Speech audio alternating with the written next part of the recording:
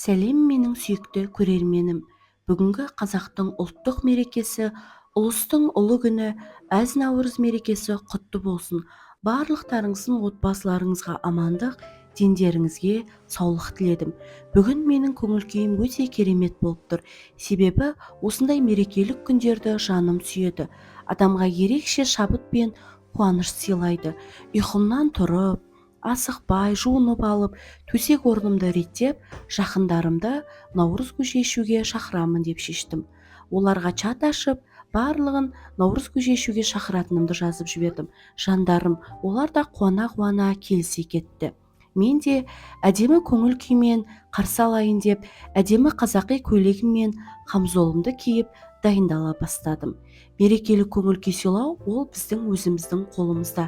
Өз көңілімізді өзіміз көтеріп, осындай жағымды атмосфера сыйлау біздің қолымызда. Қыз баласы өзі сұлулыққа жаны құмар жандармыз ғой. Сол себепті мен де бүгінгі күнді әдемі етіп өткізгім келіп, әшекей бұйымдарымның барлығын әсемдеп тағып алдым. Біздің қазақтың ұлттық әшекейлері сондай керемет, көздің жауын алады. Бірінен бір өткен сұлу дерсің. Мына шекелікті басыма әдемілеп тағып алдым. Басыма құйып қойғандай жараса кетті. Онан кейін мына бір алқамды тағып, сіздерге көрсетіп, әдемілеп, асықпай тағынып алдым.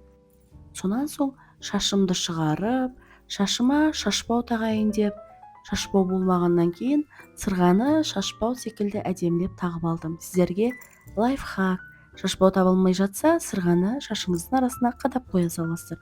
Қараңыздаршы, қандай әдемілік, не деген сұлулық. Біздің қазақтың ұлттық киімдері де, ұлттық әшекейлері де бәрі бірінен бір өткен әдемі. Мен де асықпай әшекей бұйымдарымды тағынып алдым. Қыздар өзі әдемілікті жақсы көреміз ғой, тағынып жүргенді ұнатамыз.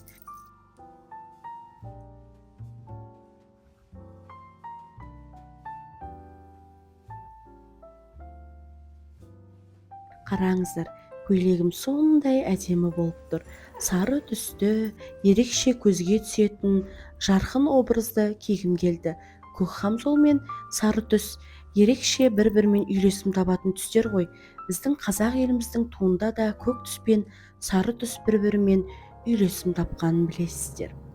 Онан кейін наурыз көжем де дайын болып қалды. Бетіне кішкене еттерді, майларды майдалап турап, қайта араластырып, көжемді қайнатып қойдым. Бауырсағымды пісіріп, жайлап, дастарханымды дайындай берейін деп шештім. Кісі келгенде жүгіріп жүргенді ұнатпаймын. Сол себепті алдын ала бәрін дайындап қойып, қонақпен бірге көңілін аулап, әдемі әңгімелесіп, тиімді уақыт өткізгенді ұнатамын. Жайлап дастарханымды әдемілеп жая бастадым. Енді біз өзіміз артық зат қоймай-ақ қояйық деп шештік. Себебі көп нәрсе желінбей қалады. Ондай ысырапшылдыққа жол бергім келмеді. Сол себепті тек қана өзім және жақындарым жейтін заттарды ғана дастарханға орналастырдым. Біздің үйдегілер анау-мынау заттарды көп аса жей бермейді. Білмеймін, салаттарды да әр түрін онша ұната бермейді. Енді өсіп дастарханым дайын болған кезде қонақтарым да келіп қалды. Керемет көңіл күймен қуанып кеттім. Жақындарымды көріп, көңілім бір көтеріліп, мерекелік көңіл күймен онан сайын көтеріліп, енді бір ерекше сезімде болдым. Айтып жеткізе алмаймын. Кәдімгідей қуанып қалдым. Менің жақындарым да өзім сияқты жаны жайдарлы, мейірімді жандар. Барынша көңілдерін білдіріп, шашуын шашып, сыйлықтарын алып келіп, көңілімді аулауда. Рахмет жандарым ниеттеріңізге. Өздеріңізге де Алла бар жақсылықты нәсіп етсін.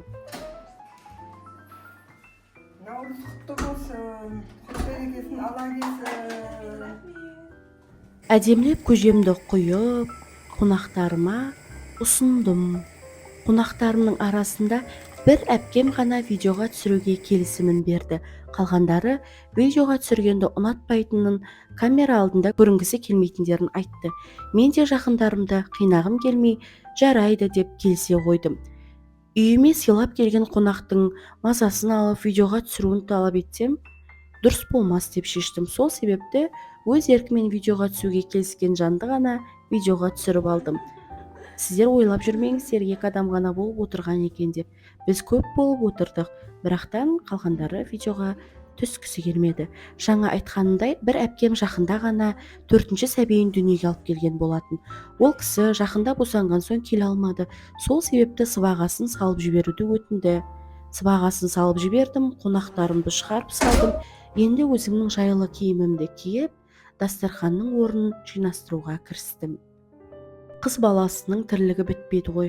Жыбыр-жыбыр, қыбыр-қыбыр, әйтеуір бірдеңе жұмыс жасап жүреміз. Бос отыру бізге болмайтындай көрінеді. Үй жинаған видеоларды көрген өзіме қатты ұнайды, және маған осындай видеолар мотивация береді. Біреудің үй жинағанын көрсем, прямо менде тұрып, орнымнан үй жинағым келіп кетеді ғой. Сіздерде де солай ма, әлде менде ғана ма? Ойларыңызбен бөлісе отырыңыздар. Осы блогерлердің үй жинаған видеоларын көрсем, кәдімгідей шабыттанып қаламын. Бірден атып тұрып, ешқандай сылтау айтпай, үй жинағым келіп кетеді ғой достар. Онан кейін қонақтарыммен, жақындарыммен әдемі әңгімелесіп, әдемі энергия алмасып, шабыттанып қалғаным бар енді. Сол себепті осы күш-қуатпен, энергиямен үйді тарсылдатып жинап тастадым. Үйді жинау демде бола қойды. Барлығын әдемілеп, реттеп орналастырып алдым.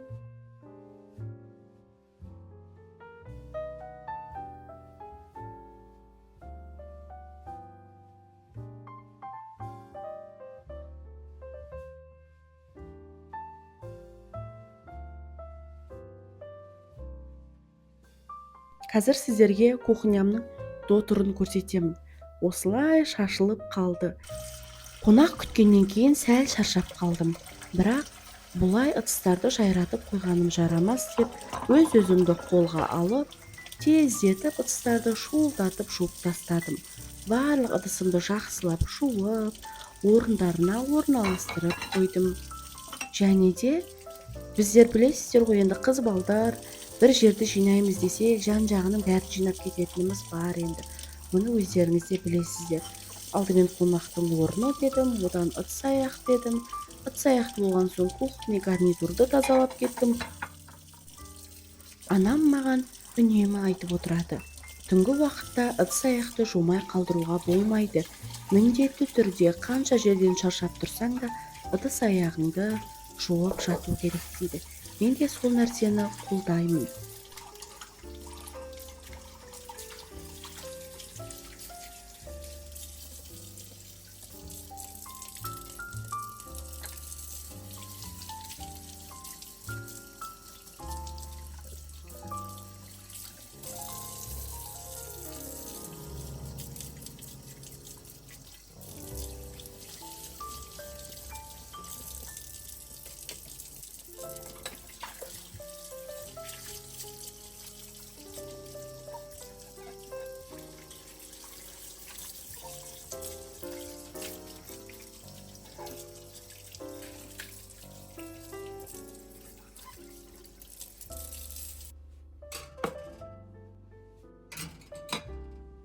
Ыдыс-аяқты жуып болған соң, раковинаның бетін тап-таза қылып жалтыратып жуып алдым. Өзіме осы қара түсті раковина қатты ұнайды. Ағаш пен қара түстің үйлесімі сондай ерекше сұлулық береді.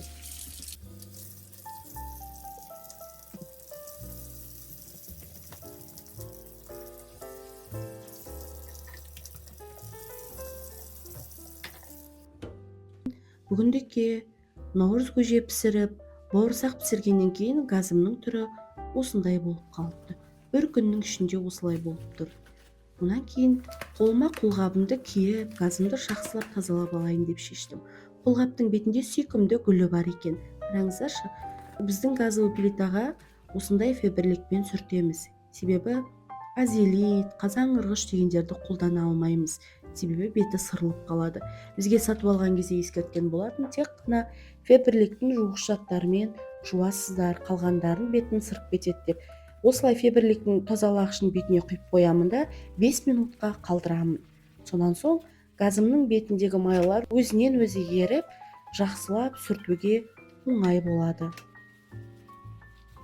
Газдың бетіндегі майларды жақсылап тазалап сүртіп алдым. Феберликтің газ плитасын жууға арналған өнімі сондай керемет. Бетіне құйып қойып 5 минутқа қалдырсаң болғаны, барлық майды ерітіп жұмысыңды жеңілдетеді. Онан қалатыны тез-тез губкамен ысқылап алып, бір сүртіп аласың. Газыңның беті айнадай жалтырап шыға келеді.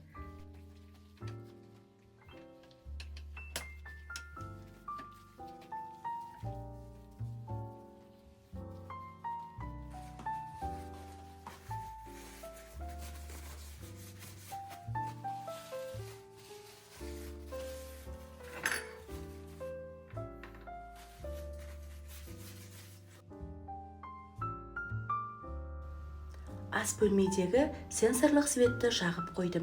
Әдемі болып тұр. Шаршағанымды басайын деп, рахаттанып тұрып душ қабылдап алдым. Шашымды кептіріп, бетіме кешкі ұқотымды жасап, орныма жайғастым. Телефонымның да қуат көзі таусылыпты.